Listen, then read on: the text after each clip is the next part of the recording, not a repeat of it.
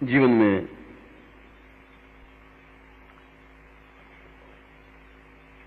देवताओं, यक्षों, कुबेरों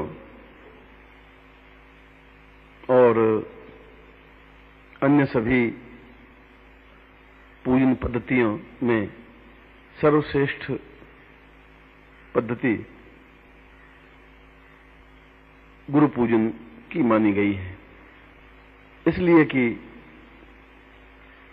जीवन को पूर्ण प्रकाशवान और जाज्वल्यमान केवल एक व्यक्तित्व ही बना सकता है, जिसको शास्त्रों में गुरु कहा गया है। यदि जीवन को मेरु पर्वत पर और हिमालय से भी ऊंचा उठा सकता है तो वह केवल गुरु है। यदि उसे पूरे आकाश को नापना है, पूरे आकाश में फैल जाना है, तो वह गुरु की सहायता से ही संभव है। और यदि पूरी पृथ्वी पर अपने ज्ञान को और अपनी प्रतिभा को, अपनी योग्यता को और अपनी विशिष्टता को फैला देना है, तो भी वह गुरु के माध्यम से ही संभव है। क्योंकि प्रत्येक व्यक्ति का एक मूल बिंदु है, प्रत्येक व्यक्ति का एक मूल आधार है, जिसे हमने की पॉइंट कहा है। और जब तक की पॉइंट या मूल बिंदु का मालूम पड़ेगा नहीं, तब तक व्यक्ति को यह ज्ञात नहीं है कि मैं किस रास्ते पर चल करके जीवन की पूर्णता और सफलता प्राप्त कर सकता हूं। जब मैं जीवन की पूर्णता और सफलता शब्द का प्रयोग कर रहा हूं तो उसके पीछे यह अर्थ नहीं है कि वह धनवान और बुद्धिमान हो। मेरा तात्पर्य यह है कि वह जीवन के प्रत्येक क्षेत्र में सर्वोच्च हो, और सर्वोच्च का तात्पर्य यह होता है कि उससे ऊपर कोई नहीं हो, एबनॉर्मल, उसके मुकाबले का कोई व्यक्तित्व खड़ा नहीं रह सके, जो कंकर को भी पूर्ण रूप से शंकर बना दे, जो जमीन पर पड़ा हुआ भी आकाश में छेद कर सके, जो बिल्कुल निर्धन, असहाय और अपाहिज व्यक्तित्व भी पूरी पृथ्वी पर अपनी प्रतिभा का विस्तार कर सके, जो अपनी योग्यता के माध्यम से यह सिद्ध कर सके कि उसके समान और कोई व्यक्तित्व नहीं है। यह तभी संभव हो सकता है जब यह ज्ञात हो कि इस व्यक्ति का जन्म ईश्वर ने किस निमित्त किया है और इस व्यक्ति का मूल आधार क्या है। इस व्यक्ति की मूल चेतना क्या है। क्या यह व्यक्ति उच्च कोटि का सन्यासी बन सकता है? क्या यह व्यक्ति उच्च कोटि का वैज्ञानिक बन सकता है? क्या यह उच्च कोटि का व्यापारी बन सकता है? क्या यह सर्वोच्च कोटि का राजनीतिज्ञ बन सकता है? क्या यह अद्वितीय विद्वान बन सकता है? यह किस क्षेत्र में सर्वोच्च बन सकता है, यह तब ज्ञात होगा जबकि उसके मूल आधार का ज्ञान हो सके। और मूल आधार का ज्ञान केवल गुरु ही बता सकता है, क्योंकि वह उसके शरीर के पूरे अंदर उतर करके और शरीर ही नहीं, शरीर के सातों द्वारों के भीतर जाकर के उस मूल बिंदु को ढूंढ निकालता है, जिसके माध्यम से यह ज्ञात हो जाता है कि यह जीवन के इस क्षेत्र में अद्वितीय बना सकता है। क्या आप कल्पना कर सकते हैं कि आइंस्टीन को अगर कपड़े की दुकान खोल के दे दी जाती तो क्या वह योग्य बन जाता? क्या आप कल्पना कर सकते हैं कि यदि बिड़ला जी को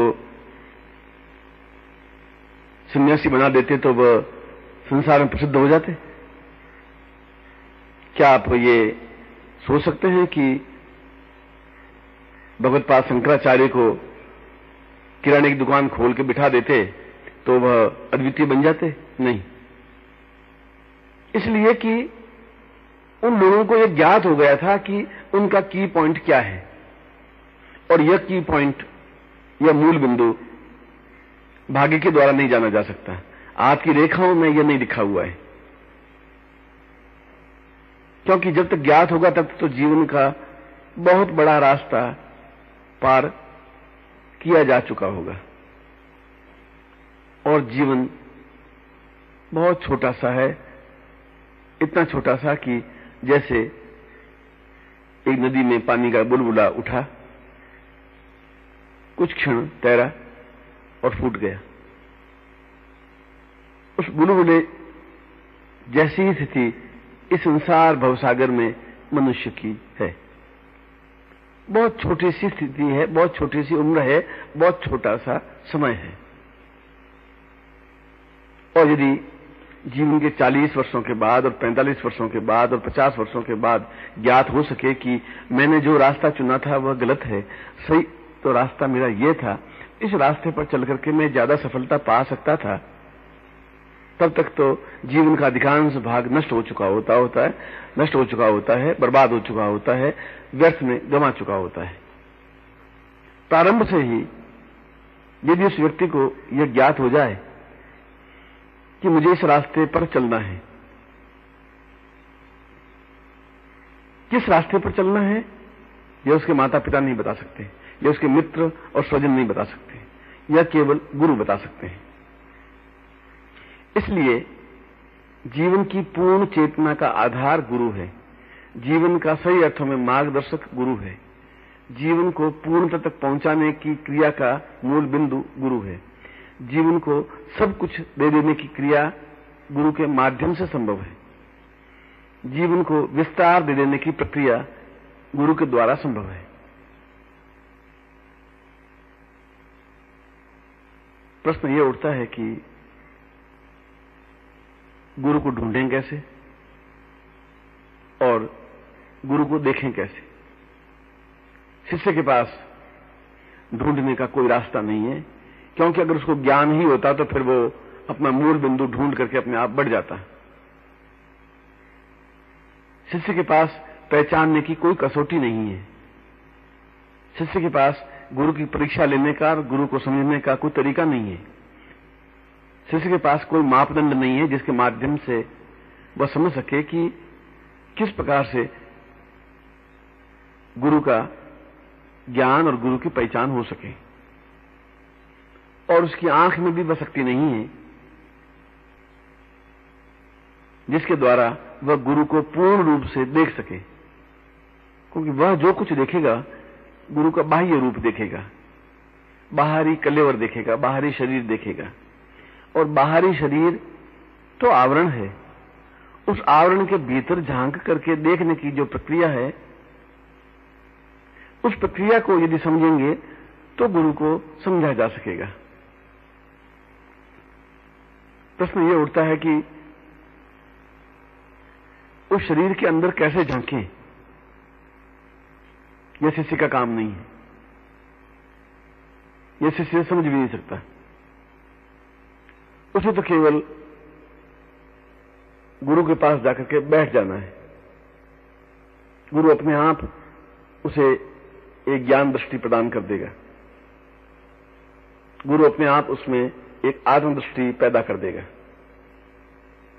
और जब उसका ज्ञान दृष्टि और आत्मदृष्टि जागृत हो जाएंगी तब अपने आप उस सामने खड़े शरीर के भीतर झांक करके ये देख लेगा कि ये कौन नेतृत्व है। कृष्ण का बाहरी शरीर वैसा ही था जैसा आपका और अन्य लोगों का है, मगर उसके भीतर जब अर्जुन ने झांका तब उनको लगा कि यह अपने आप एक विराट स्वरूप है। शंकराचार्य का बाहरी शरीर ठीक वैसा ही था जैसा आपके आस पड़ोस के लोगों का है। जब उसके अंदर झांका तो मालूम पड़ा कि अपने आप में भगवान शिव का साक्षात स्वरूप है। ठीक इसी प्रकार आपको कुछ करना नहीं है, आपको तो केवल गुरु के पास बैठ जाना है अपने आप को समर्पित करते हुए। एक बड़ी वीणा के पास में छोटी वीणा रख दें और एक संगीतकार बड़ी वीणा को बजाए और बजाते बजाते एकदम से रुक जाएं, तो आप देखेंगे कि 3 मिनट तक छोटी वीणा के तार भी अपने आप हिलते रहेंगे और उसमें से आवाज निकलती रहेगी। ठीक उसी प्रकार से बड़ी वीणा के समान गुरु के पास छोटी वीणा के समान शिष्य खाली बैठा ही रहेगा और बड़ी वीणा बजती रहेगी, और किसी कारणवश वो चुप भी हो गई तो छोटी वीणा रूपी शिष्य अपने आप बजने लग जाएगा। अपने आप उसका ज्ञान और चेतना जागृत हो जाएगी, अपने आप उसके आत्मचक्षु जागृत हो जाएंगे, अपने आप उसके ब्रह्मचक्षु जागृत हो जाएंगे।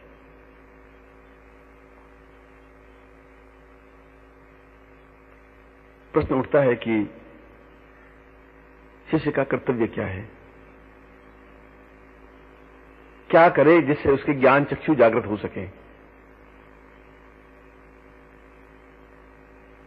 उसके लिए मन में गुरु को स्थापन करके, गुरु का ध्यान करके, गुरु का चिंतन करके कि यह व्यक्तित्व ही मेरा गुरु है, यही मुझे इस भवसागर से पार लगा सकता है, यही मुझे कीबोर्ड या अपना मूल बिंदु मुझे बता सकता है, इसके बताए हुए रास्ते पर चलकर ही मैं आकाश को स्पर्श कर सकता हूं। ऐसा चिंतन और ऐसी धारणा मन में लेकर के यदि वह अपना मन गुरु से एकाकार करने की प्रक्रिया प्रारंभ कर लेता है तो एक दिन अपने आप उसके आत्मचक्षु जागृत हो जाते हैं।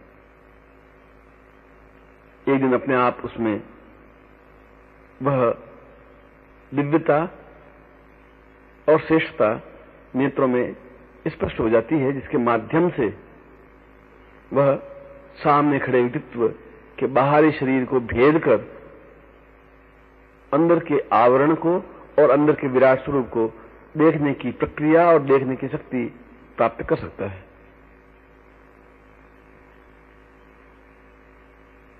प्रश्न उठता है कि गुरु पूजन की तो सैकड़ों पुस्तकें हैं, सैकड़ों अध्याय हैं, सैकड़ों पत्रिकाएं हैं, क्या कोई ऐसी पूजन पद्धति है, कोई ऐसी प्रक्रिया है, कोई ऐसा चिंतन है जिसके माध्यम से तुरंत अपने शरीर को गुरु के शरीर से एकाकार कर सकें, अपने प्राणों को गुरु के प्राणों से मिला सकें, अपनी आत्मा की झंकार को गुरु के आत्मा की झंकार से एकाकार कर सकें। यह अपने आप में एक गोपनीय तथ्य है। यह अपने आप में एक ऐसा अध्याय है जो स्पष्ट नहीं हो पाया है। यह एक ऐसी पद्धति है जो पहली बार इस कैसेट के माध्यम से स्पष्ट हो रही है। और यदि शिष्य पूर्ण क्षमता के साथ इस पद्धति को अपनाता है, इस पद्धति के अनुसार प्रयोग करता है, तो कोई संदेह ही नहीं है कि वह अपने क्षेत्र में और अपने उद्देश्य में सफल न हो। इसके लिए आवश्यक है गुरु पादुका यंत्र की और दिव्यत्व माला की। केवल दो उपकरण अपने आप में पर्याप्त है। इसके अलावा भव्य और अद्वितीय गुरु चित्र सामने हो,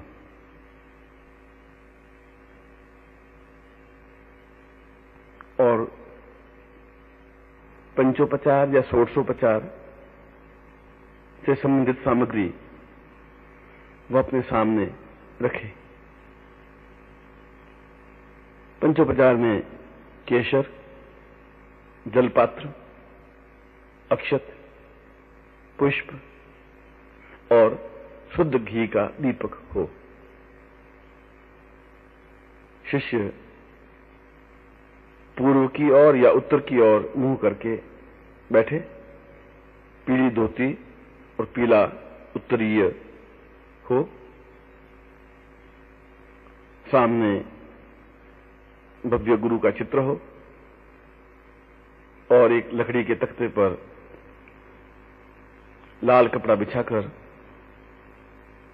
उस पर गुरु पादुका यंत्र मध्य में स्थापित कर दे।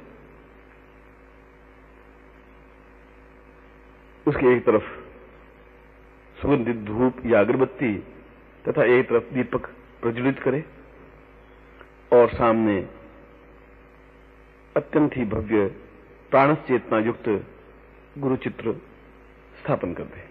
बाकी जो सामग्री, जो उपकरण मैंने ऊपर बताए हैं, वे सामने रख दें, जिससे कि पंचोपचार पूजन या 5 वस्तुओं के माध्यम से पूजन किया जा सके।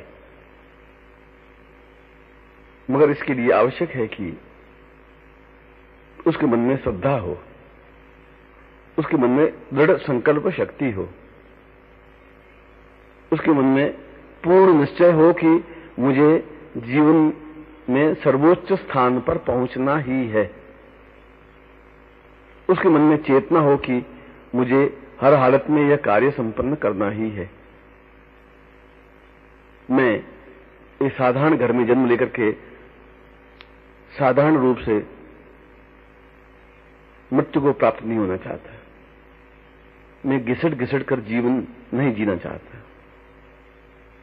मैं बेबस, असहाय और लाचार जीवन व्यतीत करने के लिए पैदा नहीं हुआ हूं। इसलिए उसमें पूर्ण संकल्प शक्ति हो, क्षमता हो, निश्चय हो, ध्येय हो, एक लगन हो, एक कर्तव्य निष्ठा हो, हिले नहीं। एक बार जिसको गुरु हृदय में स्थापन कर लिया, उसको पूर्ण रूप से स्थापन कर लिया, फिर उसमें हिलने की कोई गुंजाइश नहीं है। जो गुरु ने आज्ञा दे दी उसको पालन कर ही लिया। और कबीर ने तो साफ कहा है कि ये गुरु का प्राप्ति स्थान सामान्य नहीं है। कबीरा यह घर प्रेम का, खाला का घर नाही, शीश उतारे भूमि धरे, वो पैंसे घर माही। गुरु के हृदय में वो पैंट सकता है, वह उतर सकता है, वह जा सकता है जो सिर को उतार करके भी सामने रख दे। जब शिष्य अपना सब कुछ त्याग कर लेता है तो सब कुछ प्राप्त कर लेता है। पूरे भरे हुए घड़े में और पानी की बूंद भी नहीं डाली जा सकती। पूरे लबालब भरे हुए दीपक में घी की एक बूंद भी डालने पर वह बूंद छल छला जाएगी, वह दीपक नहीं जल सकता। और यदि शिष्य के अंदर अहंकार, द्वेष, झूठ, छल, कपट और न्यूनता से भरा हुआ दीपक है तो जलाने पर भी उसमें और कुछ भी प्रवेश नहीं कर सकता, न रोशनी पैदा हो सकती है। बिल्कुल रिक्त पात्र बनकर के गुरु के सामने बैठना आवश्यक है। बिल्कुल खाली अपने आप में बैठना आवश्यक है। न उसे तंत्र का ज्ञान है, न मंत्र का ज्ञान है, न योग का ज्ञान है, न चिंतन है, न विचार है, न धारणा है, न ध्यान है, न समाधि है, न पूर्णता है, न सफलता है। उसे कुछ भी ज्ञान नहीं है। वह सब कुछ तो एक तरफ है।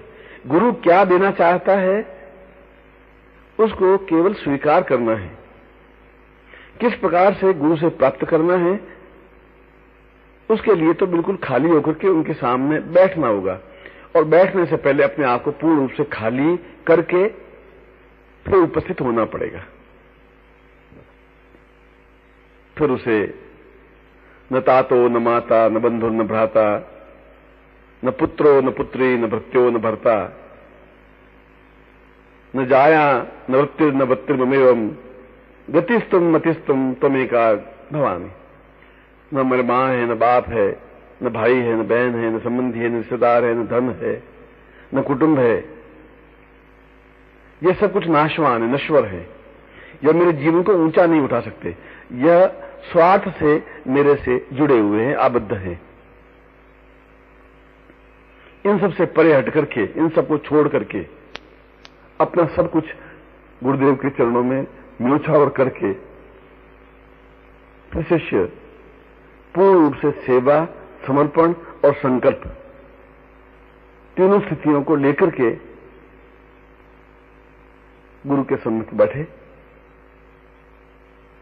और ये निश्चय करे कि अब इस जीवन में मुझे एक क्षण भी हिलना नहीं है।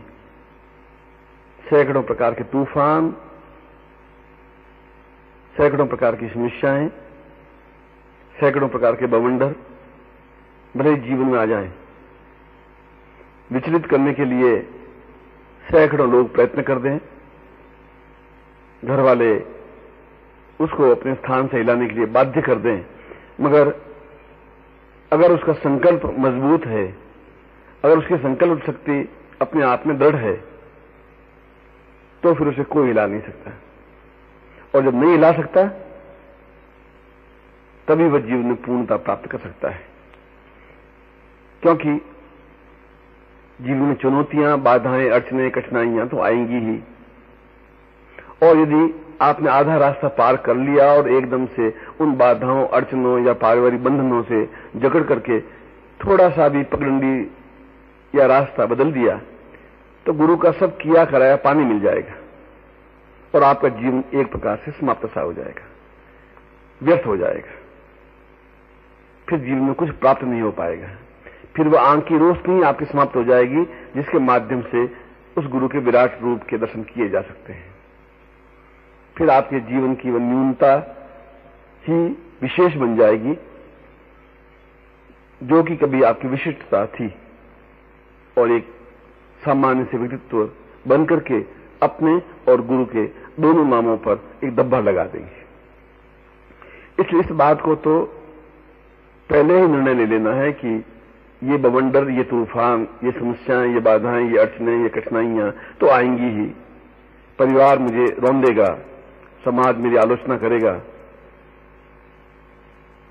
और प्रत्येक व्यक्ति मेरे बीच में बाधक बनकर के खड़ा होगा, मगर मुझे हिलना नहीं है और मुझे गुरु के चरणों में समर्पित होना ही है। या तो भवसागर ये पार करा देंगे या बीच मझधार में डूब जाएंगे, मगर जो कुछ होगा वह देखा जाएगा। ऐसा जब निश्चय लेकर के शिष्य इस रास्ते पर पांव रखता है तो उसको फिर देवता भी नहीं ला सकते, फिर कोई उसका रास्ता नहीं रोक सकता। फिर पूर्णता ही उसके जीवन का पर्याय बन जाता है। फिर उसके चेहरे के चारों ओर आभा मंडल स्थापित हो जाता है। फिर उसकी आंखों में एक लपक पैदा हो जाती है। फिर उसके चेहरे पर एक विद्युत आभासी एहसास होने लग जाती है। फिर ज्ञात होने लग जाता है कि वास्तव में यह एक अद्वितीय युग पुरुष है। और यदि शिष्य को युग पुरुष बनना है तो यह निश्चय, यह चिंतन, यह विचार पहले से ही लेना पड़ेगा। और ऐसा निश्चय देकर के फिर वह गुरु के चरणों में जाए और अपने आप को पूर्ण समर्पित करता हुआ कहे कि यह शरीर, तन, मन, मेरा जीवन, मेरे प्राण, मेरा धन, सब कुछ आपके चरणों में न्योछावर है और मैं एक मिट्टी का लौंदा हूं। आप चाहे मुझे सुराही बना दें, आप चाहे मुझे दीपक बना दें, आप चाहे इसको फेंक दें। गुरु कुमार शिष्य कुंभ है, गड्डी गड्डी काढ़े खोट, भीतरी भीतरी सहजी के, बाहर बाहर चोट। गुरु तो सही अर्थों में कुम्हार है और शिष्य एक मिट्टी का लौंदा है। उसको यह पता नहीं कि मैं क्या बनूंगा या ये कुम्हार मुझे क्या बनाएगा। दीपक बनाएगा जिसके माध्यम से रोशनी पैदा होगी, घड़ा बनाएगा जिसमें ठंडा जल लोगों की प्यास बुझाएगा। यह मुझे क्या बनाने जा रहा है यह गुरु जाने, मगर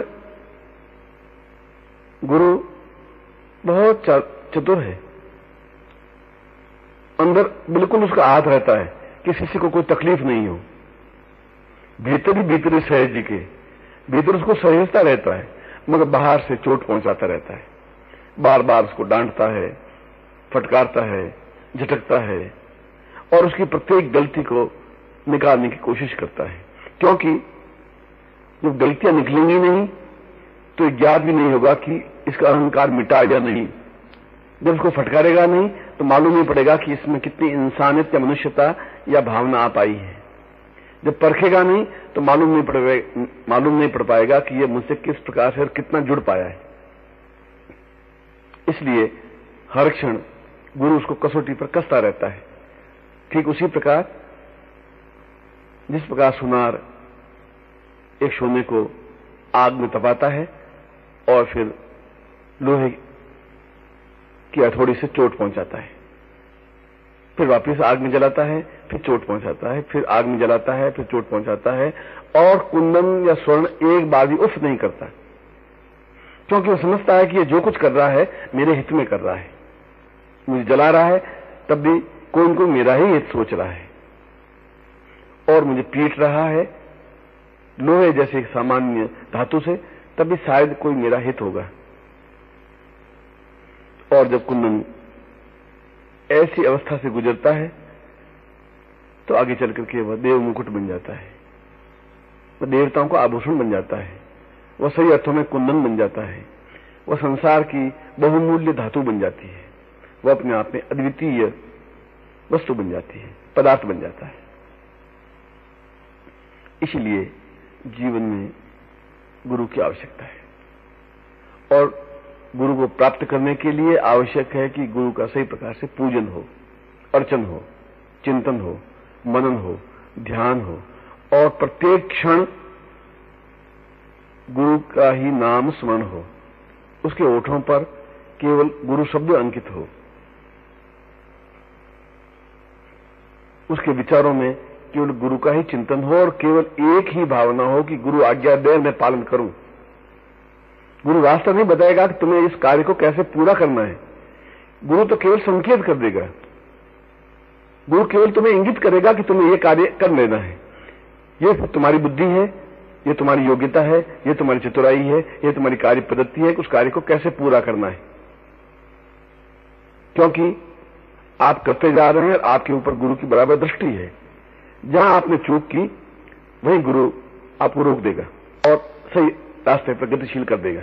ये चिंता करने की जरूरत नहीं है, केवल संकल्प शक्ति और दृढ़ हिम्मत, साहस और तेजस्विता के साथ में इस प्रकार के पूजन में भाग निरंतर लेते हुए पूर्ण गुरु में बन जाने की क्रिया ही जीवन की पूर्णता है।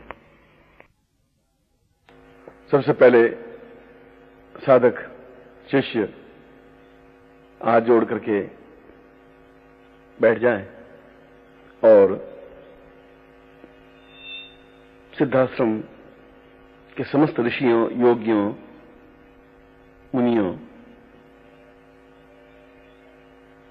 की अभ्यर्थना करें। यह अभ्यर्थना सिद्धाश्रम की है और गुरु की भी है। इसलिए इसके माध्यम से गुरु का चिंतन या अर्चन भी शामिल है।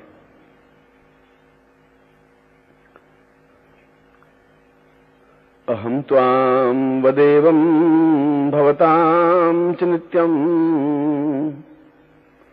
सदैवं शरण्यं सदैवं भवेतु। एको हि मंत्र एको हि कार्य गुरुत्वं शरण्यं गुरुत्वं शरण्यं। त्वं मात्र रूपं पितृस्वरूपं आत्मस्वरूपं देवस्वरूपं पूर्णस्वरूपं ब्रह्मस्वरूपं गुरुत्वं शरण्यं गुरुत्वं शरण्यं। त्वं रुद्ररूपं विष्णुस्वरूपं ब्रह्मस्वरूपं देवादिदेवं। नित्यं त्वमेव परिपूजितपूर्णनित्यं गुरुत्वं शरण्यं गुरुत्वं शरण्यं। त्वं मात देवम् त्वं चिन्त्य देवम् अहं त्वां वरेण्यं गुरुत्वं भवेतु सदा हि अदेवं सदा हि भजामं गुरुत्वं शरण्यं गुरुत्वं शरण्यं न तातो न माता न बंधुर्न भ्राता न पुत्रो न पुत्री न भृत्यो न भर्ता न जाया न वित्तं न गतिर्नमेवं गुरुत्वं शरण्यं गुरुत्वं शरण्यं अनाथो दरिद्रो जरारोगयुक्तो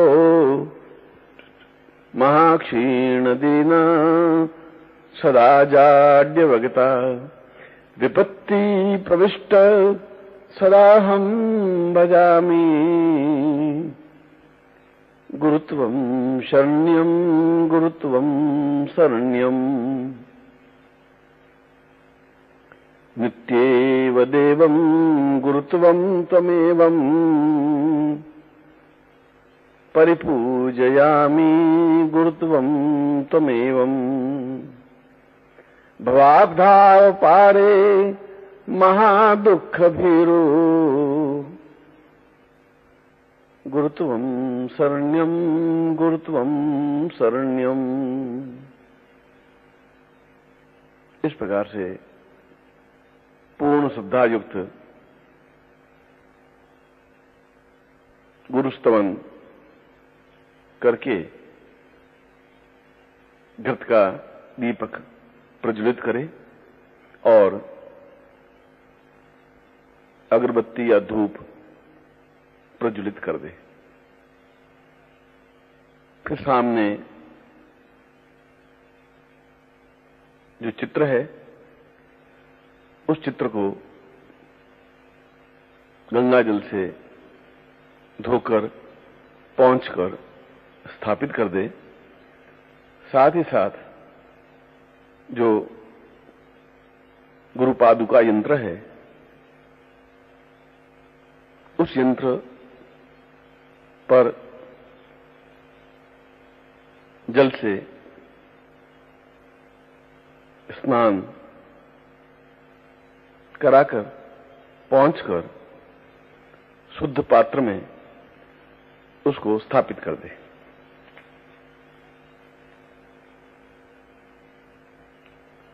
फिर 3 बार हाथ में जल लेकर उसका पान करे, पिए, जिससे कि अंतर्वृत्ति पूर्ण रूप से जागृत और चैतन्य, पवित्र और दिव्य हो सके। ओम आत्मतत्वम शोधयामि स्वाहा। फिर दूसरी बार दाहिने हाथ में जल ले और ज्ञान तत्वम शोधयामि स्वाहा, पी ले। फिर तीसरी बार और जल ले।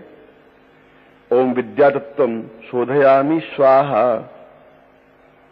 फिर हाथ धो ले। इसके बाद में सामने जो गुरु चित्र है उस गुरु चित्र का ध्यान करें। अचिंत्यनादा मम देहदासम मम पूर्ण आशम देह स्वरूपम न जानामि पूजा न जानामि ध्यानम गुरुर्वै शरण्यम गुरुर्वै शरण्यम ममोस्थवातं तव वत्सरूपम् आवाहयामि गुरुदेव नित्यम् स्थाये सदा पूर्ण जीवं सदैव गुरुर्वै शरण्यं गुरुर्वै शरण्यं। उसके बाद में जो सामने यंत्र है उस यंत्र के नीचे पुष्प की पंखुड़ियां बिछाएं, निम्न प्रकार से उच्चारण करते हुए ओम स्वरूप निरूपण हेतवे श्री निखिलेश्वरानंदाय गुरुवै नमः आवाहयामि स्थापयामि नमः। फिर और भी पुष्प उनके नीचे रखे। ओम स्वच्छ प्रकाश विमर्श हेतवे श्री सच्चिदानंद परम गुरुवै नमः आवाहयामि स्थापयामि नमः। फिर तीसरी बार गुरुचित्र के नीचे पुष्प स्थापन करें। ओम स्वात्माराम पिंजर विलीन तेज से श्री ब्रह्मणे पारमेष्ठि गुरुवै नमः आवाहयामि स्थापयामि नमः। उसके बाद में गुरु को अपने शरीर में स्थापन करने के लिए हृदय पर दाहिने हाथ की पांचों उंगलियां रखते हुए इस प्रकार से उच्चारण करें। श्री शिवानंदनाथ पराशक्त्यंबा मूलाधार चक्रे स्थापयामि नमः। श्री सदाशिवानंदनाथ चित्शक्त्याम्बा स्वाधिष्ठान चक्रे स्थापयामि नमः। श्री ईश्वरानंदनाथ आनंद शक्त्यंबा मणिपुर चक्रे स्थापयामि नमः। श्री रुद्रदेवानंदनाथ इच्छा शक्त्यंबा अनाहत चक्रे स्थापयामि नमः। श्री विष्णुदेवानंदनाथ क्रियाशक्त्यंबा सहस्रार चक्रे स्थापयामि नमः। इसके बाद अर्घ्य में या कटोरी में जल, कुमकुम और पुष्प देकर जो सामने यंत्र रखा हुआ है उस यंत्र पर चढ़ाए। ओम देवो तवा वै सर्वाम प्रणतवम परिसंयुक्तवाम सकृत्वम सदेवा अर्घ्यम समर्पयामि नमः। के सामने जो गुरुचित्र है उस गुरुचित्र के सामने भी इस प्रकार से कुमकुम या चंदन, जल और पुष्प लेकर के 9 बार गुरुचित्र के सामने चढ़ाए और इस प्रकार 9 बार उच्चारण, प्रत्येक बार उच्चारण करें और प्रत्येक बार चढ़ाए। ओम श्री उन्मनाकाशानंदनाथ जलम समर्पयामि नमः। ओम श्री समकाशानंदनाथ स्नानम समर्पयामि नमः। ओम श्री व्यापकानंदनाथ सिद्धयोगा जलम समर्पयामि नमः। ओम श्री सत्याकाशानंदनाथ चंदनम समर्पयामि नमः। ओम श्री धुन्याकाशानंदनाथ कुंकुमम समर्पयामि नमः। ओम श्री ध्वनि मात्र काशानंदनाथ केशरम समर्पयामि नमः। ओम श्री अनाहता काशानंदनाथ अष्टगंधम समर्पयामि नमः। ओम श्री बिंद्वा काशानंदनाथ अक्षतान समर्पयामि नमः। ओम श्री दुंद्वा काशानंदनाथ षडोपचारान समर्पयामि नमः। उसके बाद में जो चित्र है उस चित्र पर और यंत्र पर केशर या कुमकुम लगाए।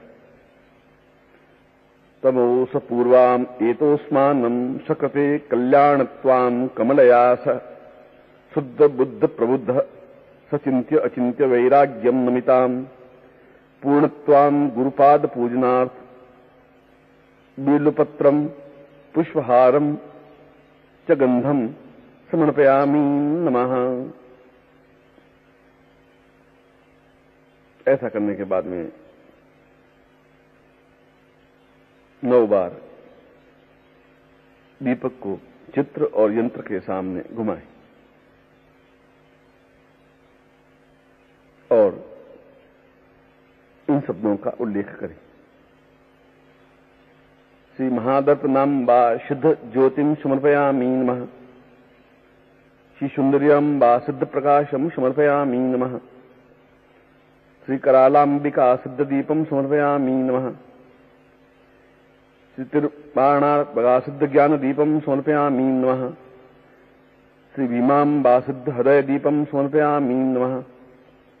श्री कराल्याम्बा सिद्ध सिद्ध दीपम समर्पयामि नमः। श्री खराननाम्बा सिद्ध तिमिरनाश दीपम समर्पयामि नमः। श्री विधिशालिनाम्बा पूर्ण दीपम समर्पयामि नमः।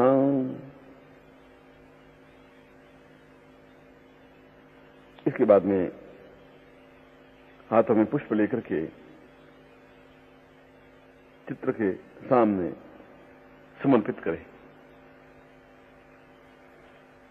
श्री विद्या कल्पलतांबा प्राप्तिम प्रार्थयामि। श्री त्वरिता कल्पलतांबा प्राप्तिम प्रार्थयामि। श्री पारिजातेश्वरी कल्पलतांबा प्राप्तिम प्रार्थयामि। श्री त्रिपुटा कल्पलतांबा प्राप्तिम प्रार्थयामि।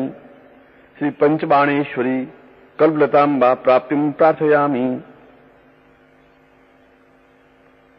उसके बाद में अपने सिर पर हाथ रखे और बोले, श्री विद्या कामदुधांबा प्राप्तिम प्रार्थयामि। श्री अमृत पीठेश्वरी कामदुधांबा प्राप्तिम प्रार्थयामि। श्री सुधांशु कामदुधांबा प्राप्तिम प्रार्थयामि। श्री अमृतेश्वरी कामदुधांबा प्राप्तिम प्रार्थयामि। श्री अन्नपूर्णा कामदुधांबा प्राप्तिम प्रार्थयामि। इसके बाद में वक्षस्थल पर दाहिना हाथ की पांचों उंगलियां रखते हुए प्रार्थना करें। श्री विद्या रत्नांबा प्राप्तिम प्रार्थयामि। श्री सिद्ध लक्ष्मी रत्नांबा प्राप्तिम प्रार्थयामि। श्री मातंगेश्वरी रत्नांबा प्राप्तिम प्रार्थयामि। श्री भुवनेश्वरी रत्नांबा प्राप्तिम प्रार्थयामि। श्री वाराही रत्नांबा प्राप्तिम प्रार्थयामि। श्री मनमालिनी रत्नांबा प्राप्तिम प्रार्थयामि। उसके बाद में दोनों हाथों में पुष्प लेकर के गुरुदेव के चित्र के सामने समर्पित करें, जिससे कि शिष्य को संपूर्ण सिद्धि प्राप्त हो सके और 52 मातृकाओं के माध्यम से अंदर के समस्त चक्र और समस्त शरीर जागृत हो सके। दोनों हाथों में पुष्प लेकर के उच्चारण करें। ओम अंग आंग इंग इंग ओं ओं रिंग रिंग रिंग रिंग एंग एंग ओं ओं अंग अह कंग खंग गंग घम बड़म चं छम जं झम यम टन ठम डन ढम णम तन थम दन धन नम पम फम बम भम मम यम रम लम वम शं शम शं ह क्ष हंस शोहम गुरुदेवाय नमः समर्पयामि नमः। उसके बाद में यंत्र पर थोड़े थोड़े अक्षत चढ़ाते रहें और निम्न प्रकार से उच्चारण करें। लोकवीरम महापूज्य सर्वरक्षाकरम विभुम शिष्य हृदयानंदम शास्तारम प्रणमाम्यहम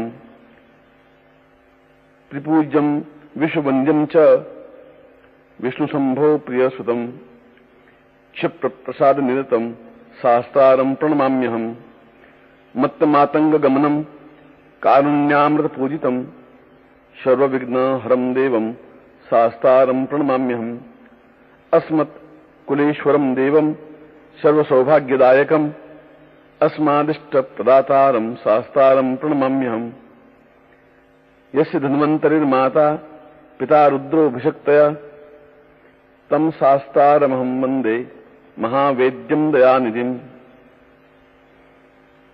और फिर उस यंत्र के चारों तरफ जल से 3 प्रदक्षिणा करे।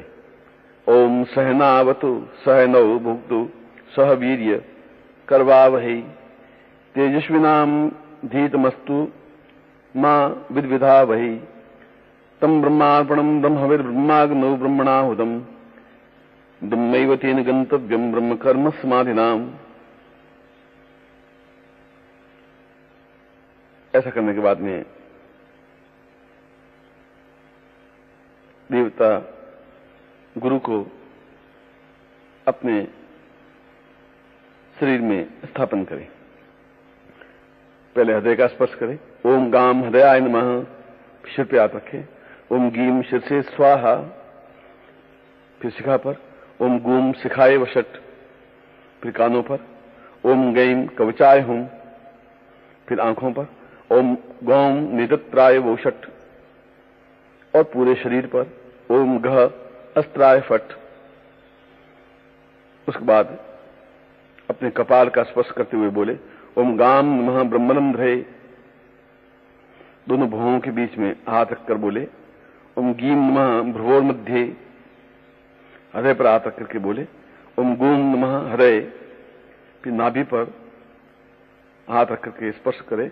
ओम गैन नमः नाभु। लिंग पर स्पर्श करते हुए स्पर्श करे, बोले ओम गौम नमः लिंगे। और दोनों जंघाओं को स्पर्श करते हुए बोले ओम गह नमः पादयो। इसके बाद में अपने सामने जो चित्र रखा हुआ है उस गुरु चित्र पर अक्षत चढ़ाए। ओम दृष्ट्वै नमः, दृष्टि श्री पादुकाम पूजयामि। ओम जयंताय नमः, जयंत श्री गुरुवै पूजयामि। ओम विजयाय नमः, विजय श्री गुरुवै पूजयामि। ओम सुराष्ट्रवर्धनाय नमः, सुराष्ट्रवर्धन श्री गुरुवै पूजयामि। ओम अगोपाय नमः, अगोप श्री गुरुवै पूजयामि। ओम धर्मपालाय नमः, धर्मपाल श्री पूजयामि। ओम सुमंताय नमः, सुमंत श्री पूजयामि नमः। फिर उसी प्रकार से चित्र पर पुष्प समर्पित करें। ओम लम इंद्राय नमः, गुरु इंद्रवत पूजयामि नमः। ओम रम अग्ने नमः, गुरु अग्निरूपम पूजयामि नमः। ओम मम यमाय नमः, श्री गुरु यम रूपम पूजयामि नमः। ओम क्षम निरते नमः, गुरु निरत्य रूपम पूजयामि नमः। ओम वम वर्णाय नमः, गुरु वै वर्ण रूपम पूजयामि नमः। ओम वायवे नमः, गुरु वायु रूपम पूजयामि नमः। ओम कुम कुबेराय नमः, गुरु कुबेर रूपम पूजयामि नमः। ओम इम ईशानाय नमः, श्री गुरु वै ईशान पूजयामि नमः। ओम आम ब्रह्मणे नमः, श्री गुरु वै ब्रह्मण रूपम ब्रह्मस्वरूपम पूजयामि नमः। ओम रीम अनंताय नमः, श्री गुरु वै अनंत रूपम पूजयामि नमः। उसके बाद में प्रार्थना करें।